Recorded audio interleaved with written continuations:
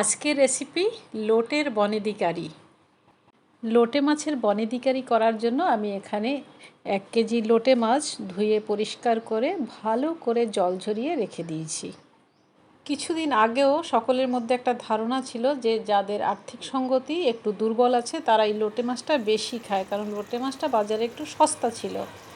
কিন্তু এখন লোটে মাছ আর সস্তায় নেই, কারণ লোটে মাছ ঢুকে গেছে এখন রাজা মন্ত্রীর ঘরেও, এবং তা অন্য রূপে। আজকে সেরকমই একটি আইটেম দেখাবো এবং খেতে কিন্তু দুর্দান্ত। তাহলে শুরু করছি। আমি এখানে অলরেডি প্যান বসিয়ে দিয়েছি। লোটে মাছ রান্না করার একটা সমস্যা হচ্ছে যে এটা ভাজা যায় না সেইভাবে, মানে শুধু শুধু ভাজলে এটা গলে যায়। তো এখন একটা টিপ বলবো যাতে আপনি লোটে মাছের পিসগুলোকে একদম সুন্দর ভাজতে পারবেন, কোনো রকম ময়দা টয়দা ছাড়াই। টিপটি হচ্ছে যে লঙ্কা গুঁড়ো দিয়ে নিচ্ছি লোটে মাছে আগেই, কিন্তু কোনো নুন মাখবো না। এখানে লঙ্কা গুঁড়ো দেবো এবং আর দেব হলুদ গুঁড়ো। এই দুটো জিনিস দিয়েই খুব সহজে লোটে মাছ ভেজে তোলা যাবে, তবে তাড়াতাড়ি খুব, কোনো রকমে কোনো জল ছাড়বে না। আমি কিন্তু নুন দিলাম না, নুনটা আমি রান্নার পরে দেব। আর কোনো রকম কোনো ব্যাটারও কিন্তু ব্যবহার করলাম না, কি ময়দা সুজি বা আটা বেসন এসব কিছুই। এতেই একদম দারুণ ভাজা যাবে। দেখুন কড়াইটা গরম হয়ে গেছে, দিয়ে দিচ্ছি সর্ষের তেল। তেলটা দিয়ে যখন ধোঁয়া ছাড়তে শুরু করবে, মানে বেশ ভালো করে গরম হবে, তখনই মাছগুলোকে দিতে হবে। এবং মাছ ভাজতে ভাজতে আপনি অন্য কাজ করবেন সেটা কিন্তু এক্ষেত্রে চলবে না, একদম কাছেই দাঁড়িয়ে থাকতে হবে এবং সঙ্গে সঙ্গেই উল্টে দিতে হবে। আমি এখানে একটা কাঠের খুন্তি দিয়ে এটাকে উল্টে দিচ্ছি মাছগুলোকে। দেখুন কি সুন্দর উঠে যাচ্ছে, একদম লেগে যায়নি এবং জলও ছাড়েনি, একটু একটু ছেড়েছে, খুব অল্প সামান্য, ওটা ধরা যায় না। তো এইবার এক এক করে সব তুলে নিচ্ছি। একইভাবে আবার বাকি মাছগুলোকেও ভেজে নিচ্ছি। লোটে মাছের এই আইটেমটা বাড়ির সবাই এত ভালোবাসে যে একটু বেশি করেই করছি। এইগুলো তুলে নিচ্ছি। দেখুন তুলতে কোনো সমস্যাই হচ্ছে না, একদম দারুণভাবে উঠে আসছে।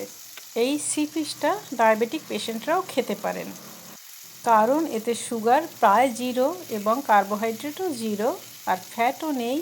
রয়েছে ওমেগা 3 ফ্যাটি অ্যাসিড, যা হার্টের পক্ষে ভীষণই উপকারী।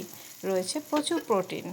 মাছ ভাজার অবশিষ্ট তেলের সাথে অ্যাড করছি আরেকটু তেল এবং তাতে দিয়ে দিচ্ছি রসুন কুচি এবং কুচনো পেঁয়াজ। দিয়ে দিচ্ছি একটু নুন, ভালো গন্ধের জন্য দিচ্ছি একটু কুচনো কাঁচা লঙ্কাও। দিচ্ছি মাঝারি সাইজের একটা কুচনো টমেটো।